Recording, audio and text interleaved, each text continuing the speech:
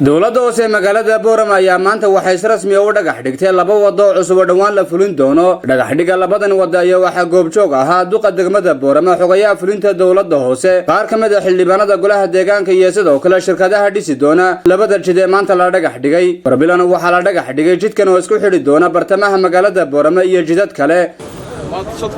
sidoo kalena waxa la dhagax dhigay dhismaha jidka isku xidhi doona xaafada Faaraxyood iyo magaalada inteeda kale barbilana waxa dhismaha jidadka la dhagax dhigay ka hadlay injineerka guud ee dowladda hoose waxaana uu isdul taagay muhiimadda ay leeyihiin jidadkani maanta la dhagax dhigay marka insha Allah waxaan sameeynaa marka shaqada la bilaabayo test carrakaawada waan soo tijaabinaynaa inay carrakaawada waxaan geynaa laabka RDA-da inay carradaasi ku haboon tahay in kale jayga laftiisa waan soo tijaabinaynaa lagu dhisi doono gaamulka waan tijaabinaynaa garaacitaanka compaction test baan sameeynaa marka every step la qaadi doono waxa la sameyn doonaa test kaasoo lagu fulin doono laabka RDA-da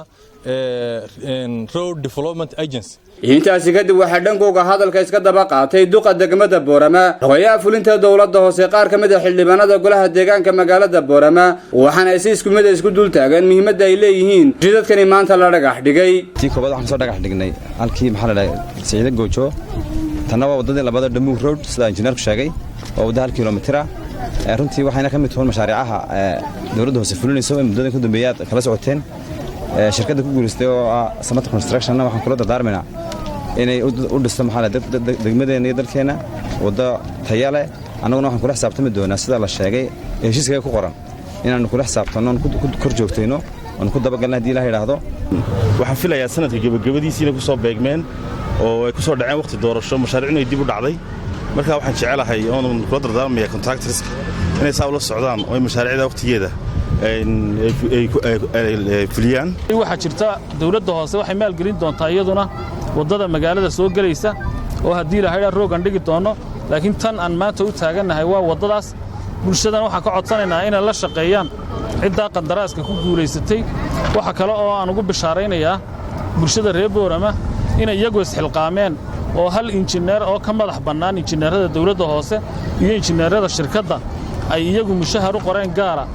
halkan maanta aan u joognaa waxa ay tahay dhagax dhiga laba wado oo aan hore u soo dhagax dhignay wadada isku xidha Saciid Goojo Harawa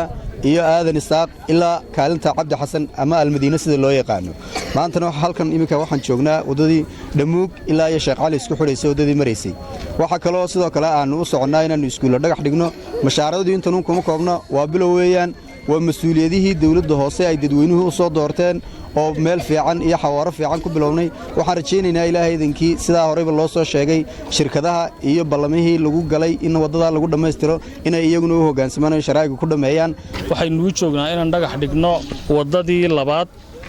oo ah wadada isku xidhaysa Damuug Road kaga dhici doonta Sheekh Cali Jawhar hadii Ilaahay yiraahdo laamida waxaan rajaynaynaa wadadii horena waxay ahayd wadada Harawa ilaa iyo Aadan Isaaq wadooyin badan oo kale hadii la hayraa oo indhaha magaaladu tahayna waan dhagax dhigi doonaa insha Allah in maanta labada wado aanu taaganahay shirkadda ku guuleysatay oo Samata Construction Company waxa rajaynaynaa in waqtigii loogu talagalay ay ku dhamayso tayadii loogu talagalayna ay yeelato wadada waxa ku yaala geedo badan waxaan rajaynaynaa hadii la hayraa geedahaas in laga jari doono oo wadadaasi noqon doonto wado magaalada iyo isku xidha Damuug kadibna soo kordhisa ganacsi iyo horumar iyo bilicba insha Allah waxa rajaynaynaa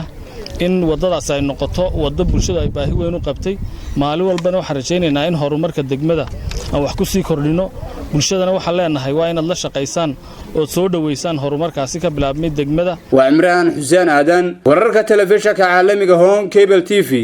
Boorama.